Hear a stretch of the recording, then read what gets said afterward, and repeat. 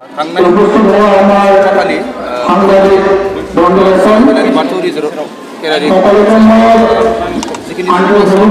गनायजाथाव मोनसे थासारि दिन्थ'ना मा थांखिखौ लानानै दिनै जोबोद लाजिथावना दुखुनांथावना दाखालि 17 सेप्तेम्बर 2022 बिश्वकर्मा फुजामोन बै सानखालि चिरां जिल्लानि साम्पावतियाव थानाय बाथौ खेराइ फेमिलि रिजर्ट बे रिजर्टआव मोनाबिलि समाव माखासे सेंग्रा सिख्लाफ्रा जौ लोंनानै माने मोसानायजों लोगोसे बेवहाय जों नुदों सानैसो सेंग्राफ्रा सानैसो सिख्लाफोरखौ गाज्रि नोजोरजों नायनानै जि मोनसे थासारि जि मोनसे भिडिअ भाइरेल जादों बे भिडिअखौ नुनानै जोङो गिखांनाय मोन्दों जोंनि समाजनि बिबानगिरिफ्रा गिखांनाय मोन्दों जोंनि समाजनि दिथागिरिफ्रा गिखांनाय मोन्दों आरो बे जाथायखौ जों दुलाराय बर' फरायसा आफादा गोख्रों रावजों सोंखारिदों आरो बेनि फेमिलि रिजर्टआव जि जाथाय जाबाय बे जाथायखौ आयेननि नोजोराव लाबोनानै आयेननि आवथायाव लाबोनानै बे फेमिलि रिजर्टनि जि बिगोमा बे बिगोमाखौ आयेननि नोजोराव गिथावना मोनसे साजा होनो थाखाय जों दिनै चिरां जिल्ला आरो क'क्राझार जिल्ला दुलाराय बर' फरायसा आफादा न्याय नागिरनानै आसामनि गिबि मन्त्रि डक्टर हिमन्त बिश्व शर्मानो मोनसे गोसोखांनाय लाइननि गेजेरजों जोङो मिथिहोनो नागिरदों मोननै डिमान्डखौ बेयाव लानाय जादों मोनसे डिमान्डआ जाहैबाय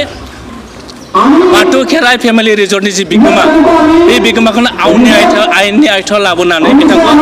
गोख्रों साजा होनांगौ आरो नैथि दाबिया जाहैबाय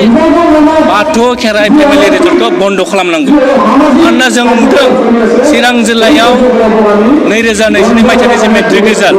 बे मेट्रिकनि रिजाल्टआ आसामनि गेजेरावनो बयनिख्रुइबो लास्टआव दुखुनांथावना आरो जों नुदों बेबायदि थासारिया जुदि सोलिबाय थायोब्ला जोंनि फरायसालिफोरनि जे इयुन बे इयुना धंस जागोन आरो दुलाराय बर' फरायसा आफादा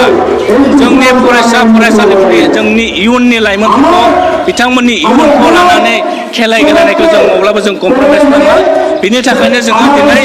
चिरां जिल्ला आरो क'क्राझार जिल्लाया न्याय नागिरनानै दिनै रायजो राजाखौ लानानै जोङो बेयाव खुंसारनाय हाबाफारि लादों आरो बेनि गेजेरजोंनो जोङो आसामनि गिबि मन्त्रि लोगोसे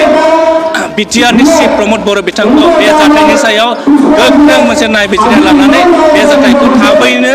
सलुसन खालामनो थाखाय जोङो खावलायहरदों गुबुन माखासे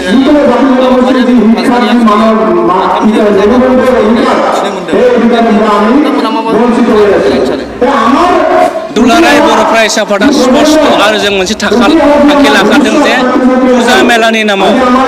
फुजा मेला होनायनि नामाव जों बुंदों फुजाखौ होनांगौ इसोरखौ गाबनांगौ जों बुंदों फुजा मेलानि नामाव जायफोर समाज बिरुति खामानि मावग्रा बिथांमोना मा खालामो जौ फानो ड्राग्स लायो बेबायदिखौ जों बन्द' खालामनांगौनि दुलाराय बर' फरायसा आफादा थांखि लादों आरो बे थांखियैनो चिरां जिल्ला क'क्राझार जिल्ला बाक्सा जिल्ला उदालगुरि जिल्ला जोंनि 34था जोंनि जिल्ला कमिटि दङ बिथांमोना जिल्ला बेंगिरिनो मेम'रेन्डाम होदों आरो जों खावलायदों जोंनि थांखियाव मोगथाङाव जाफुंहोनोब्ला जोंनि समाजनि दिथागिरि जोंनि फोरोंगिरि जोंनि समाज बेंगिरि बिथांमोना जोंनो हेफाजाब होनांगोन आरो हेफाजाब होब्लासो जोङो जोंनि फरायसाफोरनि इयुन जोंनि लाइमोनफोरनि इयुनखौ जोङो मोनसे मोजां लामाजों दैदेनलांनो हागोन